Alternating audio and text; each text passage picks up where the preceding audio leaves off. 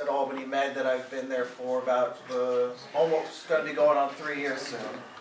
And I happen to have been an EMT for 7 years. I'm still current, although no longer practicing. My background is also 911 dispatching. Uh-oh, let's not have any emergencies here, please. we're talking, not demonstrating. Yes. As well as being a lifeguard. And so combined, we have many years emergency medicine, and teaching is absolutely our passion. And due to some very personal circumstances, I no longer practice. I was able to sign the business over to my husband, where I now volunteer my time and my services to passing on my skills and my knowledge to other people. And I get to help my husband with HR stuff, and he will be giving most of the lecture while I get to be the Vanna White. So without further ado, Brian, what exactly is first aid? So first aid is what you do to try to help somebody before the EMS arrive, before any of the emergency services arrive, be that EMTs, police, fire. So it's what do I do right now? And that could be any number of things, ranging all the way from your mother giving you a kiss on your straight knee because you got a boo-boo or shoulder, to taking a belt or some sort of tourniquet and tying that as tight as you can around somebody's leg or arm that isn't stopping bleeding. So that is what it boils down to, what first aid is, how you can help somebody in the here and now before more trained people come, before more help come. Nope, that's exactly right. And where do we do first aid? Now, one of the things about this field and why it can be so useful and so important is that you can use this skill anywhere. We all know that emergencies happen anywhere, anytime, and they don't pick and choose. So you could be minding your own business, carrying on with your day, such as you could be getting your grocery shopping done and then you turn an aisle, and then all of a sudden you see somebody collapse, fall on the floor, hurt themselves in one way or another, and you're in a position now where you can use some first aid knowledge that you have. It doesn't have to be anything that you see on TV. I tell you, I have a lot of difficulty watching the house shows and ER shows because it's not like that. Right like that.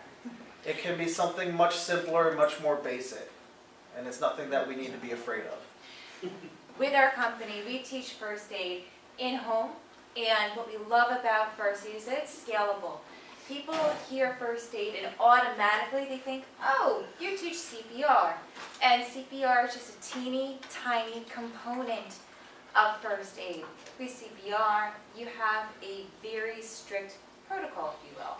There's a compression rate, you have your AED, there's a very specific way that you have to apply it. But with first aid, it's scalable. You have so many things that you can do with it. So when you're in the home, and if you don't have your fancy towels, you can just say, oh, well, I've got a cleaning rag, this looks kind of clean, you're bleeding. And that's wonderful. But if you're in the office and if you are OSHA compliant, because most places need to do that for keeping their insurance rates low, then you have your trained staff and you say, somebody's hurt, go get the AED and go get the first aid kit and bring that back to me. Then you get your gloves on and you go get what you need and you pull out your nice clean gauze and you're going to apply what you need to, and that's what's nice. And so you get to use a variety of different tools given the scenario that you're in, and sometimes you also have that freedom to be a MacGyver. Whether you're out in the woods and you're using sticks to split what you need, or as Brian had mentioned, you get to use a belt, you get to put in your creative thinking cap. And that's what's so much fun about teaching this, because we get to use so many different tools and fun things. I'm sorry, you guys got me talking. So, all right. And So why do we do something? Why do we do what we do? Why do we teach people this sort of information? All right. The whole goal of teaching first aid is to prevent minor injuries into becoming life-threatening injuries. That one seems pretty straightforward. And when you have a life-threatening injury, such as a bleeding and really squirting juicy artery, the stuff that we like to see, we don't want those life-threatening injuries to become permanent injuries, things that we call death. So that seems pretty straightforward. At this particular point, does anybody have any questions? No? That's okay. I know that you guys probably have the itis after eating lunch. Everybody's a little bit sleepy. And in this particular course, as Authorized American Heart Association instructors, we do have different books, materials, and everything does get explained. But not here. So,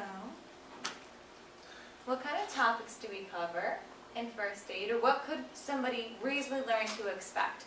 You're out in the field, you're watching your little ones play football, or you're in the Rotary Club and you're at a baseball game, and then all of a sudden, somebody goes, they throw their pitch. I know, I'm not good at playing baseball. Don't give me that. You have look. bad mechanics and your Stop form it. is not really good. Stop it. I'm sorry. I'm sorry. This is why I sit on the bleachers. And all of a sudden, pitches up, they throw, and hits the batter in the chest. Boop. Thankfully, they're not critically injured. But, you know. What do you do? What do you do? What do you do? What do you do? First thing what it boils down to, the most important things we always want to make sure of whenever we're going to use any of our first aid knowledge or experience or teaching is to make sure the person is awake and thinking and acting normally, and that they're breathing, and that the blood is staying where the blood is supposed to be. Bleeding is obviously one of those big obvious problems that people are always worried about. However, bleeding can happen in one of two ways. We can see it, which is usually what winds up getting put on TV or in movies, or we could be a situation where we can't see it and it's all internal, which quite frankly can be more dangerous because we think everything's good and fine until 30, 40 minutes later, now all of a sudden little Timmy's really not feeling good. And we gotta pick up the pace to try and make up for some lost time and try to help him. Other things that we can teach about, something like that would fall under our trauma scenario. Stay with the baseball. You know, it's a hot day. People are sitting out in those bleachers. You have the sun beating down on you. It's, what, 7th inning? The weather's getting really nice now. Yeah, so. Yeah. It's really, really hot. Maybe you've had a few beers too many. Maybe you really haven't been hydrating enough. And we're talking about environmental emergencies. Those are some things that we get into. Dehydration is a really big one, or heat stroke. Those things are very, very important because the skin is our largest organ of the body. You know, people of all different ages, all different medical conditions are susceptible to how their body's going to react out in nice weather and poor weather, whether it's freezing cold or extremely hot. And even on sunny days, some things can get pretty wonky. So you also have to know how to respond to that. Or, you know, when your little one actually does get I was going to say home run. Yeah, home run's baseball, right? Home run is baseball. Home run is baseball. I'm working on it. I'm working on it. And so you want to jump up and like, woohoo! And you're in the bleachers, but you trip and fall. We hope you don't want to trip, fall, and break your face. So, traumatic injuries. And again, you have to know how to fix those nosebleeds, maybe splints, head, neck, and spinal cord injuries are also things that we cover in first aid. Knowing not to move somebody, knowing, hey, are you okay? Stay still, don't move. I'm going to call 911 because I'm not going to touch you. Those are things that are pretty important. Yes, Kevin. So going back to it's being a million degrees out and everyone's doing Yes. the yard work, heat stroke starts to set in. What should we do or not do? If you start seeing somebody who is starting to act weird, you know that someone's been working out in the yard for a couple hours at this point. It's a hot day. It's been the middle of the day. You see them maybe stagger a little bit. They're not as steady as they were. Or they're getting really, really red in the face, or they're starting to not make sense. They're having some slurred speech or word salad, and things aren't being really coherent anymore. You need to get that person out of the sunlight, into the shade or indoors, remove them from that environment. If we don't, it's going to just continue and it's going to progress. And really what's happening is that that person, the inside of their body, their organs, including their brain, which is the really big one here, are heating up, That's for the class. and they're actually cooking inside, essentially. Whenever somebody doesn't look right, or when they're not acting as their normal self, the very first thing is to get them to a safe place, as long as you're not physically injured, and to call 911. Always start getting emergency help there as soon as possible, so this way EMTs or higher personnel can start to assist. Question. Yes. You brought up not acting right. Correct. If you're dealing with someone that you don't know, is there any sensible way to figure out if it might be heat exhaustion or if they might be a diabetic who's gone into shock? Very good question.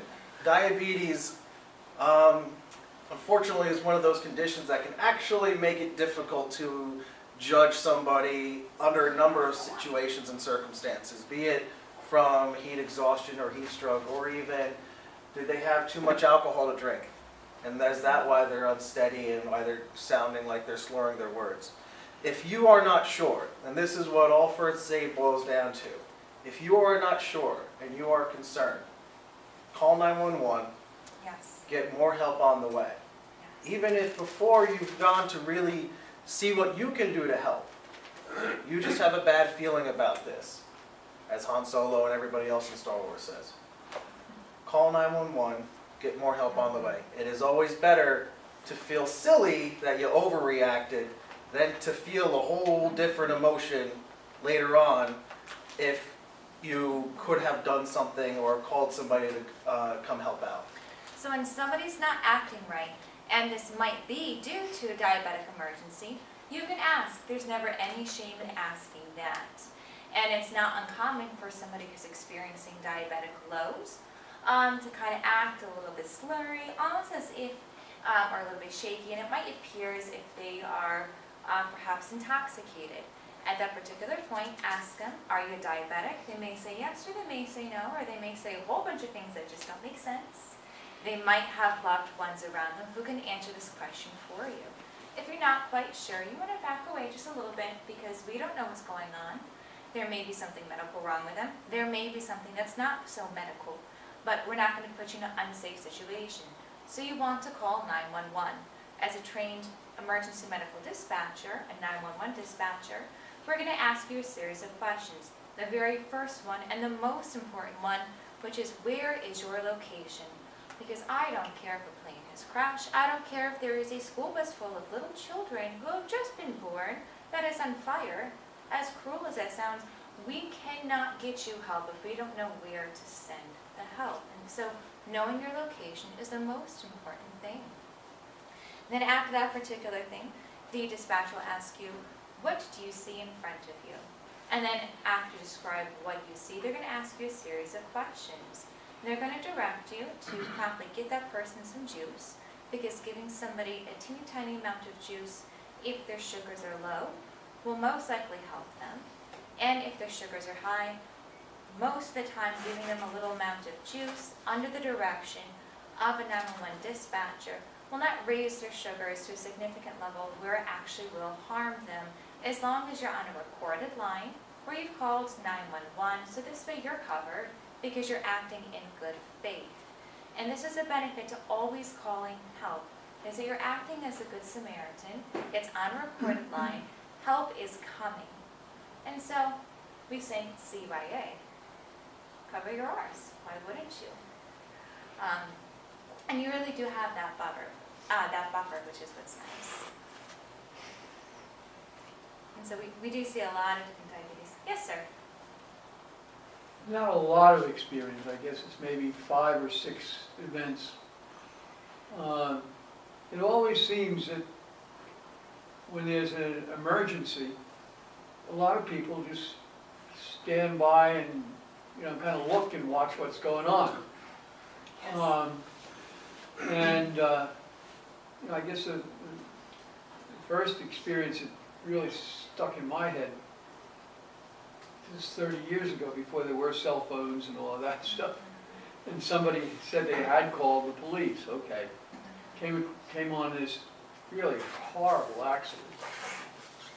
And some of the people were thrown from the car, and everybody just standing around watching. And of course I stuck my nose out and got involved, and Right, just opened up some airways and, right. that kind of stuff.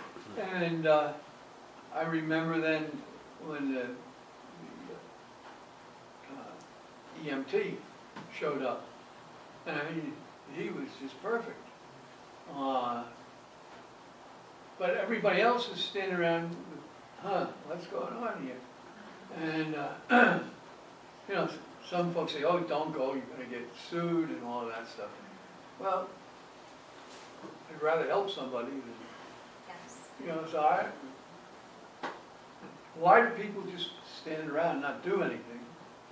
So a lot of it is human psychology. It's the shock factor. We call those people bystanders. Some people stand around because they really are truly fasting, saying, uh-oh, I want to be a witness to what's going on. Some people don't know what else to do.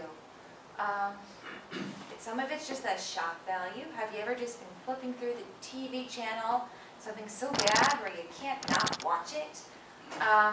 And sometimes you get something so horrific that happens, your brain just sort of freezes. And so it's just something And that's why psychological. we train, Yeah. and that's why we practice, so that we have the knowledge and the ability to be able to perform.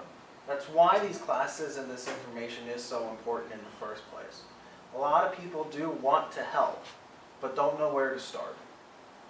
They get overwhelmed by how big the situation is.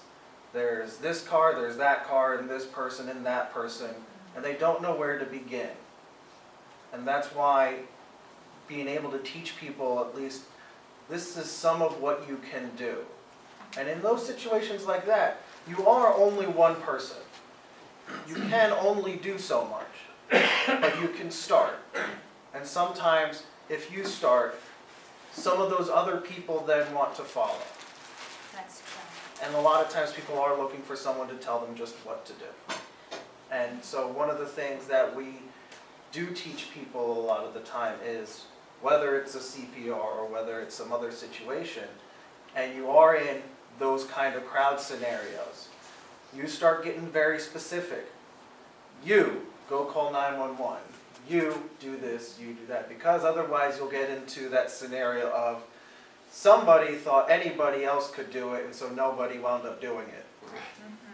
Kind of going back to the bystander thing, is there any legal liability on somebody if they start CPR or something and then they stop before the EMT gets there?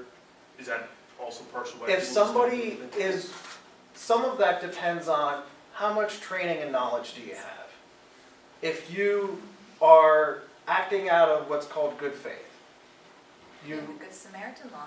there is something called the Good Samaritan law, where it is that you are trying to help to the best of your ability and knowledge. And typically speaking, that means the knowledge that people got from watching TV. We don't do anything that we see on Grey's Anatomy. So in New York State, you're covered when you act in good faith within your scope of practice to what you have been trained to do. Now, with CPR, you are beating somebody else's heart while your heart is beating your own.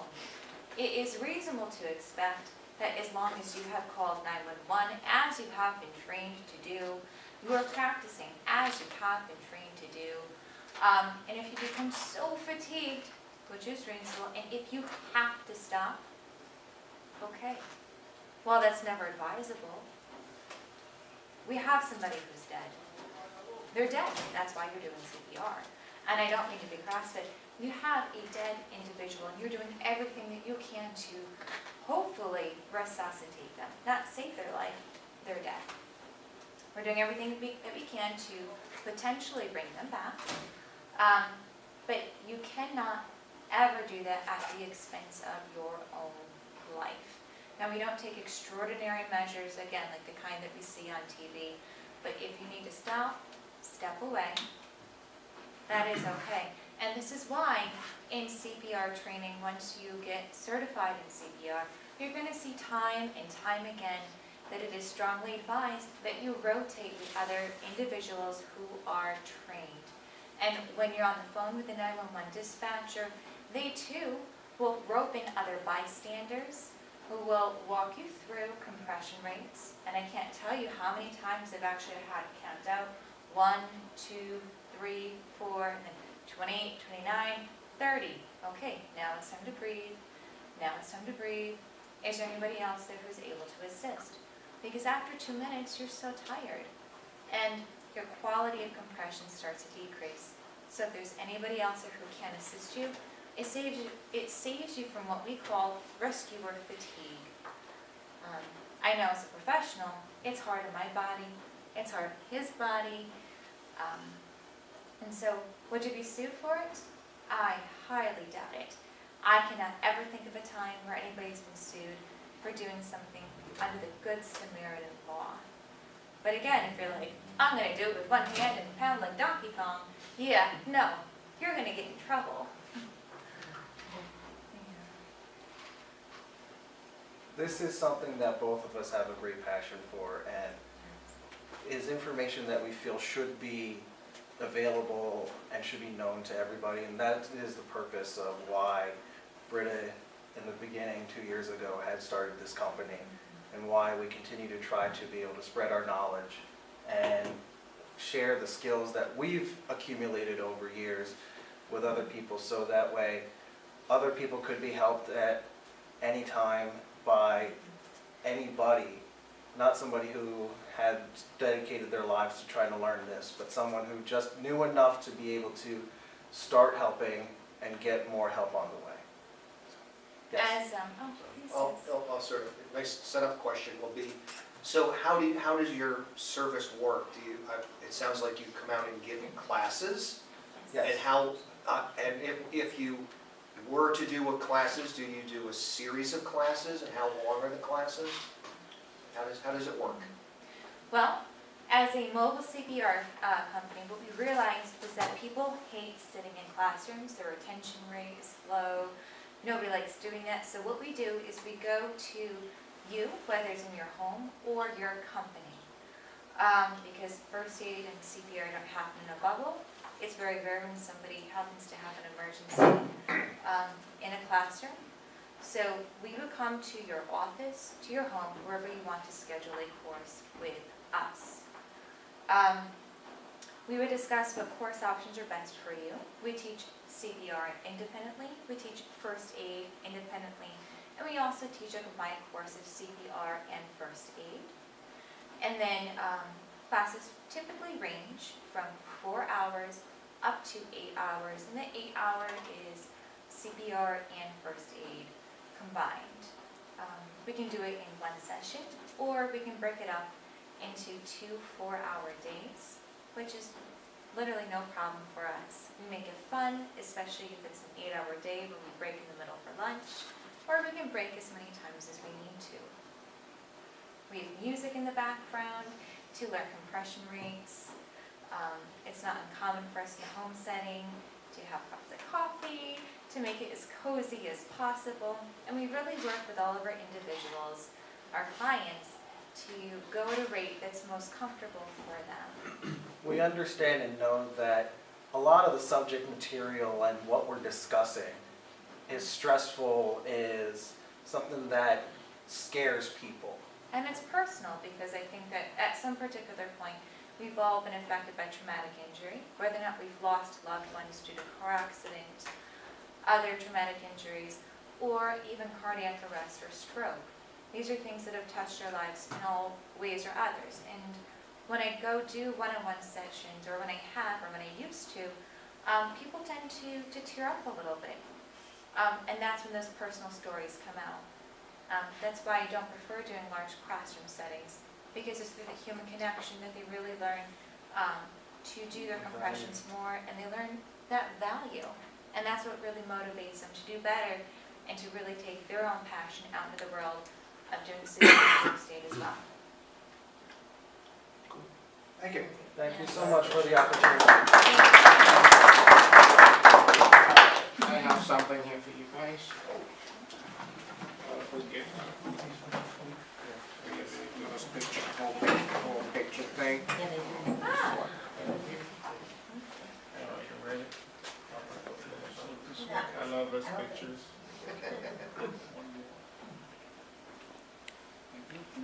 may I ask, do you guys know if you have a first aid kit here at the,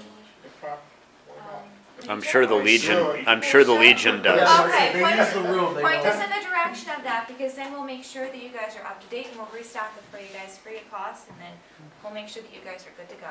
Cool. I'll be good.